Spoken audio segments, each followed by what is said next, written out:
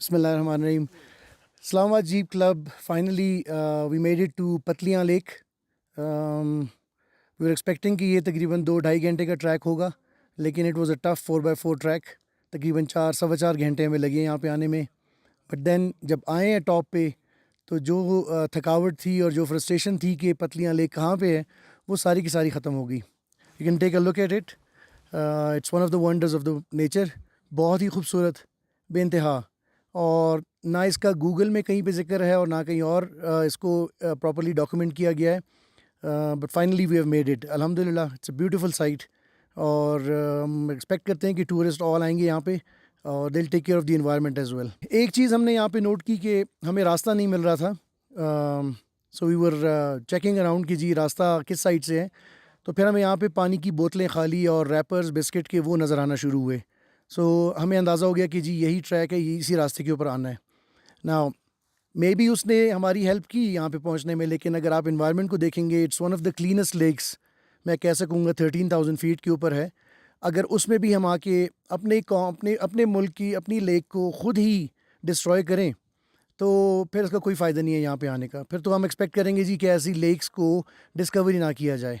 अभी यहाँ से हमने तकरीबन काफ़ी रैपर्स उठाए हैं. इतना है कि हम सब थक जाएंगे और ख़त्म नहीं होगा. सो वी एक्सपेक्ट कि या तो यहाँ पे प्रॉपर मार्किंग की जाए और लिटरिंग के ऊपर पाबंदी की जाए.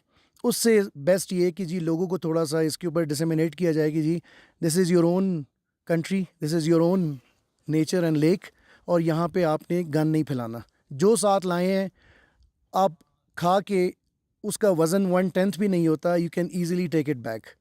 So this is what our lesson is, or our suggestion for everyone who comes to these such places, कि जी अपना जो अपने साथ आप लाते हैं उसको अपने साथ वापस ले जाइएगा. देखिए, डेवलपमेंट होती है, रोड्स बनते हैं, टूरिज़म प्रमोट होती है. वो गिरा है नीचे, वो टूट के गिरा है.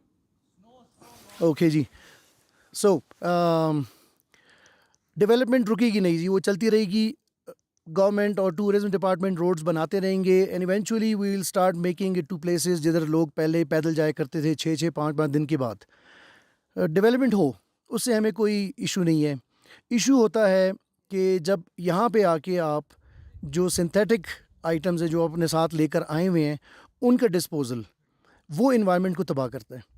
अगर आप वो साथ लाते हैं और यहाँ पे आप लेक में जीप पहुँचाते हैं और आप लेक के पानी से अपनी जीप धोना शुरू कर दें, या यहाँ पे आके आप कपड़े धोना शुरू कर दें और उसमें सर्फ मिला लें, तो this is what is disastrous. ये चीज़ नहीं होनी चाहिए जी. तो इसके लिए मैंने कहा कि टूरिज़म को अगर वो रोड्स खुलवा रहे हैं और खोल रहे हैं और बना रहे हैं, यू कांट स्टॉप देम, वो चलेगा. लेकिन उसके साथ लोगों में ये सेंस डालनी चाहिए, लोगों में ये एजुकेशन इस साइड के ऊपर ज़रूर होनी चाहिए कि fine make it to the lake, ले जाएं अपनी गाड़ी, लेकिन वहाँ पे आप लिटरिंग नहीं करेंगे. ये बहुत ही ज़रूरी है नेचर को प्रिजर्व करने के लिए. मैं आपको एक छोटी सी एग्जांपल देता हूँ जी. Islamabad jeep club Kumrat valley गए और वहाँ पे हमने कैंपिंग की. हम शाम को पहुँचे, हमें नहीं पता था, अंदाज़ा नहीं था. सुबह जब हम उठे हैं तो हमें अंदाज़ा हुआ कि जो कैंपिंग स्पॉट था that was full of litre. इतना लिटर था कि उसने कुमराट की ब्यूटी को बिल्कुल मान कर दिया था. हमने वहाँ पे 2 दिन गुजारे. तीसरे दिन अपने साथ हम गार्बेज बैग्स लेकर गए हुए थे और सब दोस्तों ने मिलकर, वी वर तकरीबन कोई 35 लोग थे, हमने वो जो एरिया कैंपिंग ग्राउंड था विच वाज तकरीबन अराउंड 200 मीटर बाय 200 मीटर होगा या 300 मीटर बाय 200 मीटर होगा, वो सारा हमने क्लीन किया. एब्सोल्युटली क्रिस्टल क्लियर क्लीन किया. और उससे जो हमने गार्बेज उठाया दैट वाज अराउंड, अगर मैं बहुत भी कम कहूँगा तो 450 kg गार्बेज हमने उठाया. और हमारे पास शॉपिंग बैग, जो गार्बेज बैग्स थे, वो ख़त्म हो गए थे. अभी भी वहाँ पे पड़ा हुआ था थोड़ा बहुत, लेकिन हमारे पास गार्बेज बैग्स ख़त्म हो गए थे.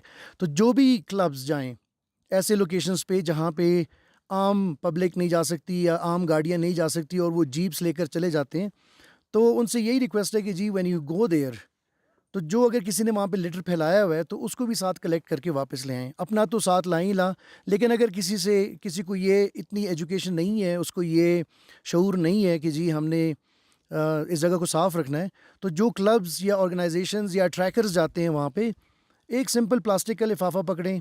जो एक बंदा है अगर वो 6-7 रैपर भी उठा लेगा, तो आई थिंक वो जगह कभी भी गंद नहीं रहेगी, वो साफ़ होती जाएगी ऑटोमेटिकली.